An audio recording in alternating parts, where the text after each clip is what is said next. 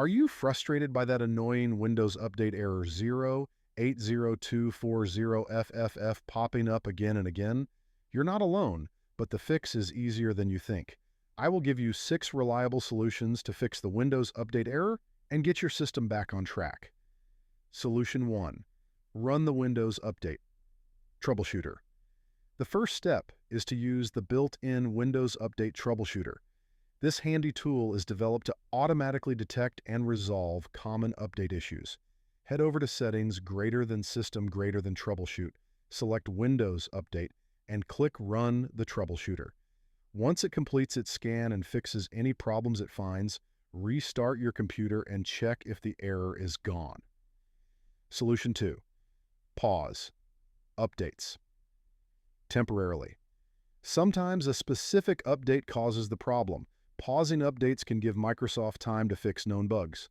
Go to Settings greater than Update and Security greater than Windows Update, then click Advanced Options and choose a date to pause updates temporarily. This is a smart workaround if the error appears right after a recent update attempt. Solution 3. Clear the Windows Update.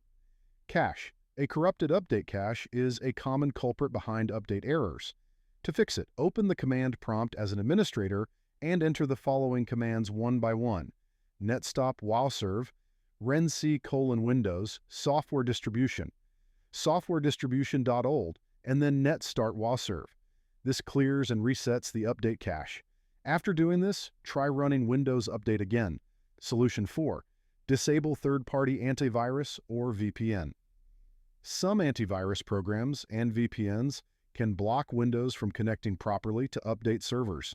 If you're running either, try disabling them temporarily and see if the update goes through.